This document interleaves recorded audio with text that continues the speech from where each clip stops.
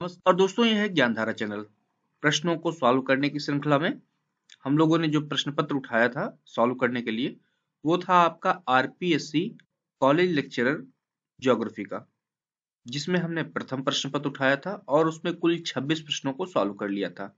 अब हम लोग आगे बढ़ते हैं और आगे के प्रश्नों को सॉल्व करने का प्रयास करते हैं। ये सभी बहुविकल्पीय जो प्रश्न हैं आपके लिए महत्वपूर्ण हो सकते हैं आगामी परीक्षाओं के लिए। तो आइए देख लेते हैं 27 नंबर प्रश्न क्या है। इस सूची 1 को सूची 2 से सम्मिलित कीजिए तथा नीचे दिए गए कोटों में से सही उत्तर का चयन कीजिए। Match list with list 2 and select the correct answer from the quotes given below. सूची 1 में महासागरीय धाराएं दी हुई हैं, मतलब ओशियानिक करंट्स हैं, और दूसरी सूची में महासागर दिए दिए हुए हैं कि वो महासागरीय धाराएं किन महासागर से जुड़ी हुई हैं, मतलब ओशियंस दिए हुए हैं।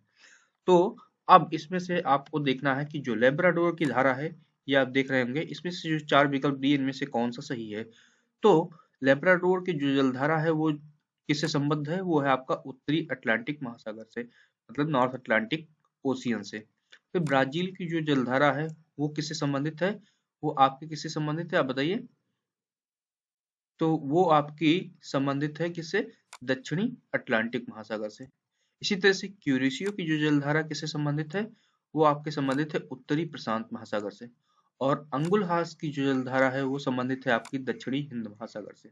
तो आपका जो सही विकल्प हो गया, सही उत्तर हो गया, वो आपका हो गया विकल्प नंबर 4। ओके, अगला प्रश्न हम लोग देख लेते हैं क्या है। अगला प्रश्न है कि निम्न में से प्रशांत महासागर के गर्त कौन से हैं।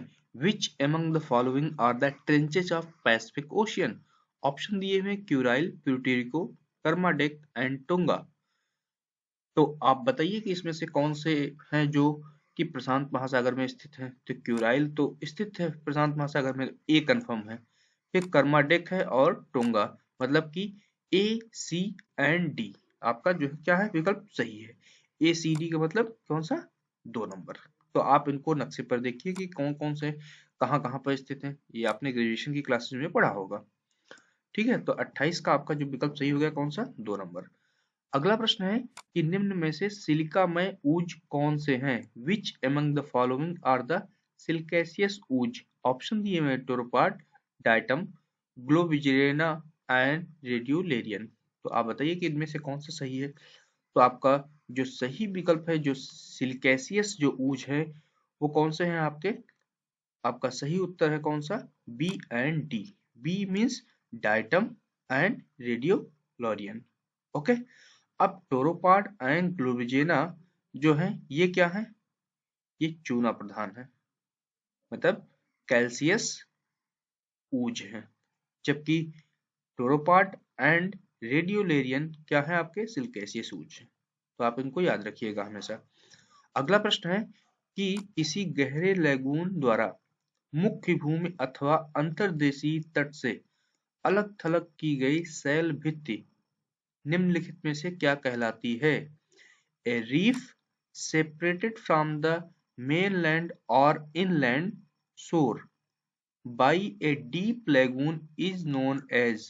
ऑप्शन दिए हुए हैं तटीय प्रवाल भित्ति, फ्रिंगिंग रीफ, एटॉल प्रवाल भित्ति, तीसरा है रोधिका प्रवाल भित्ति, मतलब बैरियर रीफ, और चौथा है पैच प्रवाल भित्ति, पैच रीफ। तो आप बताइए कि इनमें से कौन सा आपका सही विकल्प है। प्रश्न एक बार फिर ध्यान से सुन लीजिए कि किसी गहरे लैगून द्वारा मुख्य भूमि अथवा अंतर्देशीय तट से अलग थलग की गई शैल भित्ति क्या कहलाती है। तो जो कहलाती है, क्या कहलाती है, वो कहलाती है आपकी बैरियर रीफ या रोधिका प्रवाल भित्ति, मतलब ये आपका तीसरा ऑप्शन सही हो जाएगा। अगला प्रश्न आपका जो है पूछा गया है कि खाद्य श्रृंखला में पोषण स्तर 4 पर निम्नलिखित में से कौन आता है। Which one of the following stands eight trophic level 4 in A food chain.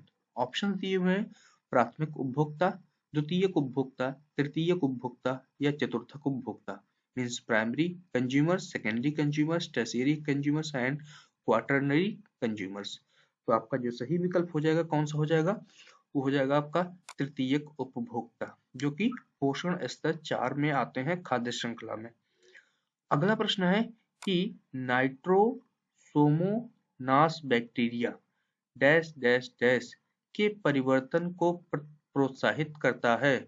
Nitrosomonas bacteria promotes transformation of, options दिए हुए हैं, नाइट्राइट को अमोनिया में, नाइट्राइट इंटू अमोनिया, दूसरा है नाइट्राइट को नाइट्रेट में, नाइट्राइट इंटू नाइट्रेट, तीसरा है अमोनिया को नाइट्रेट में, अमोनिया इंटू नाइट्रेट, चौथा है नाइट्रेट को नाइट्राइट में, नाइट्रेट इंटू नाइट्राइट।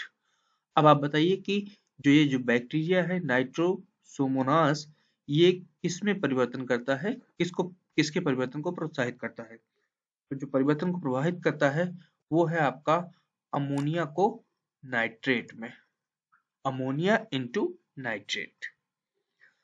अगला जो प्रश्न है आपका कि उष्णकटिबंधीय सदाबहार वनों को डैश डैश डैश नाम से भी जाना जाता है। Tropical evergreen forest are called also as, तो क्या कहे जाते हैं? ऑप्शन दिए हुए, मानसून वन, मानसून फॉरेस्ट, शंकुधारी वन, कॉनिफेरस फॉरेस्ट, भूमध्य सागरीय वनस्पति, मेडिटेरियन वेजिटेशन, और चौथा है उष्णकटिबंधीय वर्षा वन, ट्रॉपिकल रेन फॉरेस्ट। तो आपका जो सही विकल्प है कौन सा है? कोई भी बता देगा, जिसने इंटरमीडिएट तक पढ़ा वो भी बता देगा। तो आपका जो सही है वो है आपका उष्णकटिबंधीय वर्षा वन या ट्रॉपिकल रेन फॉरेस्ट भी कहते हैं। अगला प्रश्न है कि आपका कि मानसून वनों को डैश डैश डैश नाम से जाना जाता है।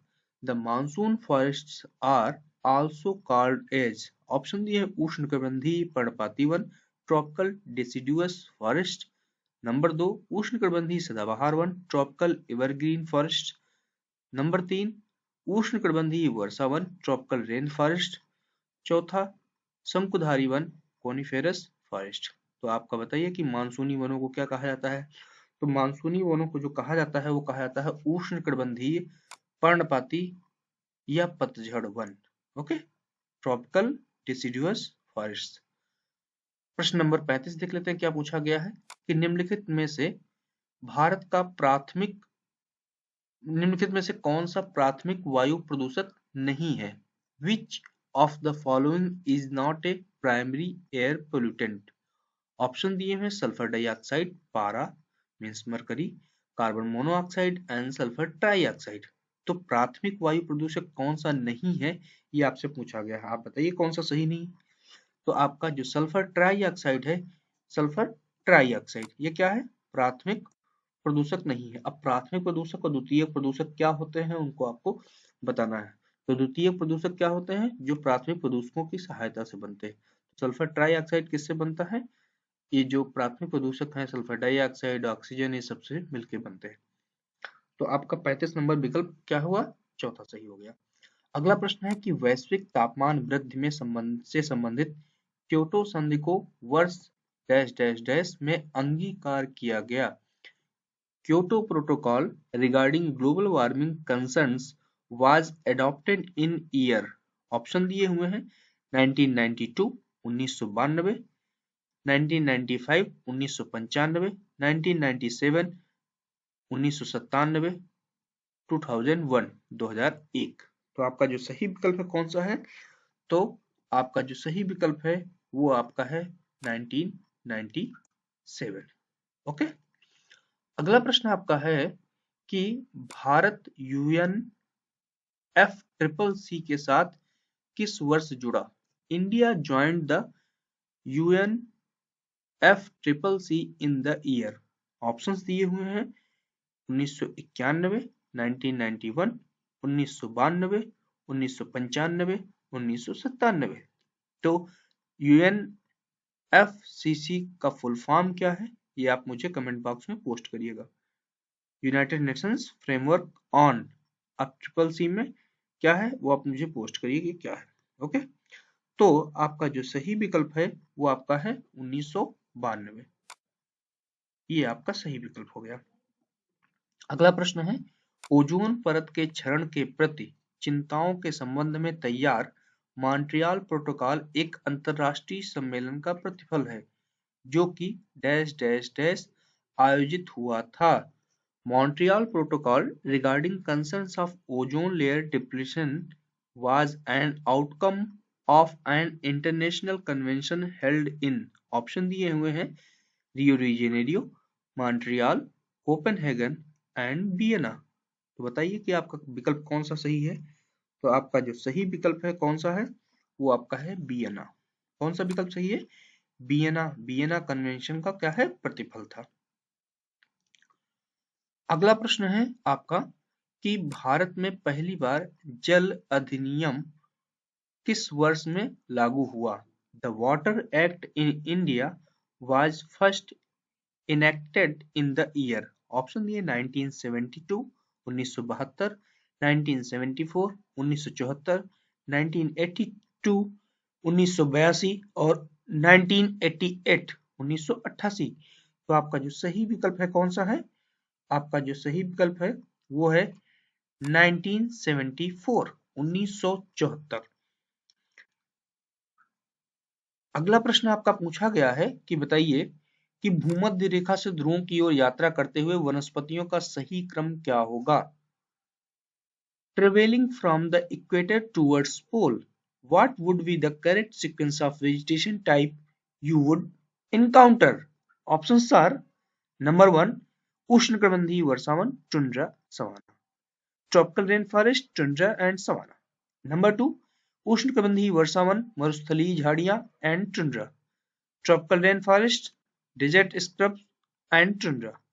Third one मरुस्थलीय झाड़ियां उष्णकटिबंधीय वर्षावन and tundra, desert scrubs, tropical rainforest and tundra. Number 4 भूमध्य सागरीय झाड़ियां मरुस्थलीय झाड़ियां and tundra, Mediterranean scrubs, desert scrubs and tundra. तो भूमध्य रेखा से ध्रुव की ओर जाएंगे तो क्या पड़ेगा, आप उनका सीक्वेंस बताइए। तो वो पड़ेगा कौन सा? सबसे पहले उष्णकटिबंधीय वर्षावन, उसके बाद मरुस्थलीय झाड़ियां, उसके बाद टुंड्रा। ये सही सीक्वेंस है। नंबर 2 आपका सही हो गया। अगला प्रश्न है कि निम्न में से किस पारिस्थितिकी तंत्र को बड़े शिकारों की भूमि का नाम दिया गया है? Which one of the following ecosystem is known as the land of big games? Options are selvas, savanna, prairies and taiga. तो आपका जो सही विकल्प है कौन सा है? वो है आपका savanna. Savanna is called as the land of big games. अगला प्रश्न है कि निम्न में से कौन सा सुमेलित नहीं है? Which among the following is not correctly matched? Prairies Canada, pampas Argentina, downs Australia, llanos New Zealand. तो आपका जो सही है कौन सा सही नहीं है पूछा गया, नॉट करेक्टली मैच्ड। तो आपका जो लानोज है वो आपका न्यूजीलैंड में नहीं पाया जाता है, यही आपका गलत है। लानोज क्या है? उष्णकटिबंधीय घास का मैदान है। और कहाँ पाया जाता है? आप मुझे कमेंट बॉक्स में पोस्ट करिए। दक्षिणी अमेरिका महाद्वीप में पाया जाता है। किस देश में पाया जाता है ये आप मुझे कमेंट बॉक्स में पोस्ट करिए। अगला प्रश्न है आपका कि किसी दिए गए पारिस्थितिकी तंत्र में निवासियों को पोषित हो सकने वाली अधिकतम संभाव्य संख्या क्या कहलाती है? The maximum population size of the biological species that can be sustained in that specific environment is known as. Option दिए हैं जीवी क्षमता, बायोलॉजिकल पोटेंशियल, वहन क्षमता, कैरिंग कैपेसिटी, जनन क्षमता, फर्टिलिटी एंड सहन सीमा, टॉलरेंस। तो आप बताइए कौन सा आपका विकल्प सही है? तो आपका जो सही विकल्प है वो आपका है वहन क्षमता, कैरिंग कैपेसिटी।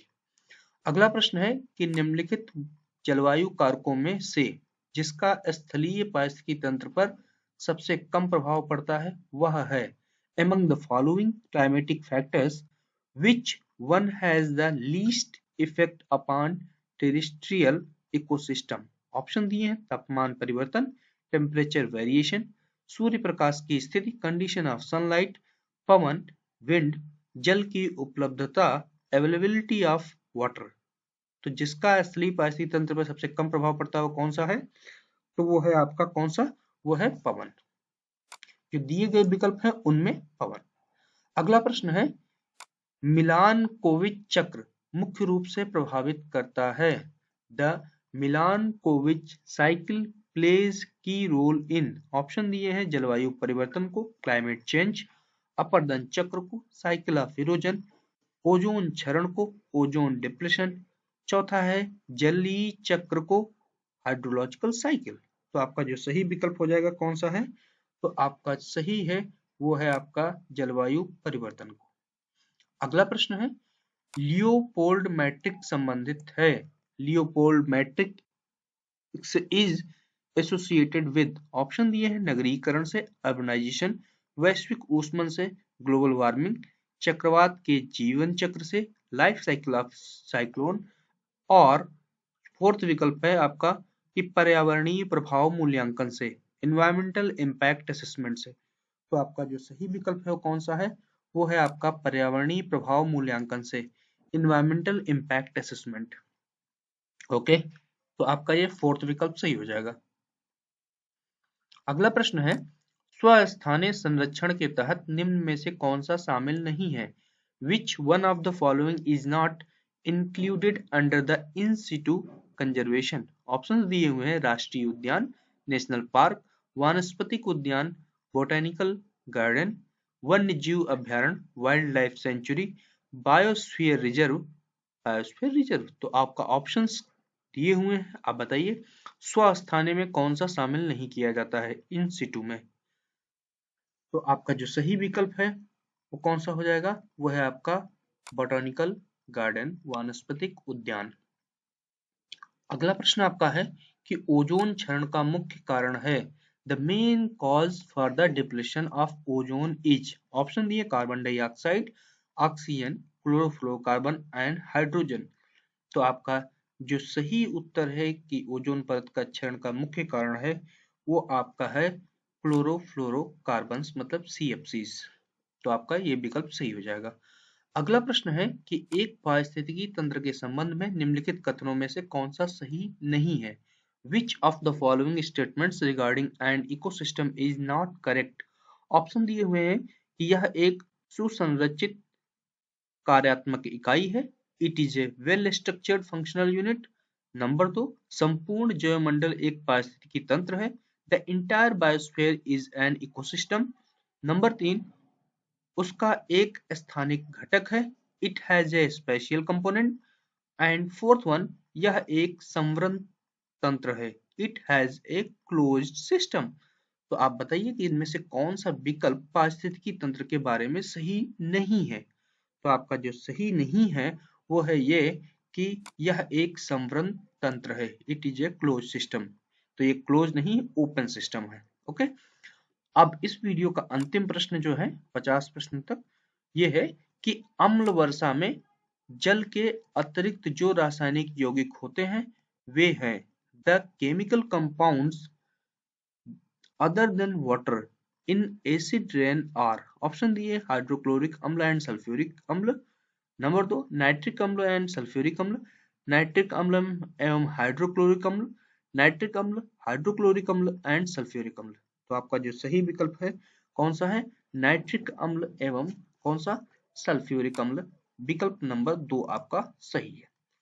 तो उम्मीद है कि ये जो प्रश्न आपको कराए गए ये काफी महत्वपूर्ण रहे होंगे, आपके जो कॉन्सेप्ट्स पढ़े हुए हैं उनको टेस्ट करने का बेहतरीन ये मल्टीपल चॉइस क्वेश्चंस थे, आपकी तैयारियों को चेक करने का भी एक अच्छा माध्यम है। तो इसी तरह से हम लोग मल्टीपल चॉइस क्वेश्चंस को आगे कंटिन्यू रखेंगे और ट्राई करेंगे कि रोज आपको कुछ मल्टीपल चॉइस क्वेश्चंस प्रोवाइड करा सकें। जैसा कि आप जानते हैं कि इस YouTube चैनल पर आपको ढेर सारे जो है ओल्ड क्वेश्चन पेपर्स सॉल्व पड़े हुए हैं, चाहे वो कॉलेज लेक्चर के हों, स्कूल लेक्चर के हों, TG टीच के हों, PG टीच के हों, DSSB के हों, RPSC हो, HPSC हो, CGPSC हो, UPPSC हो, MPPSC हो, इस तरह से ढेर सारे पेपर्स पड़े हुए हैं, उनको आप देखिए और अपनी तैयारियों को चेक करते रहिए और अपने जो दोस्त हैं उनको भी शेयर करते रहिए जिससे कि उनको भी इन वीडियोस का फायदा मिल सके। धन्यवाद।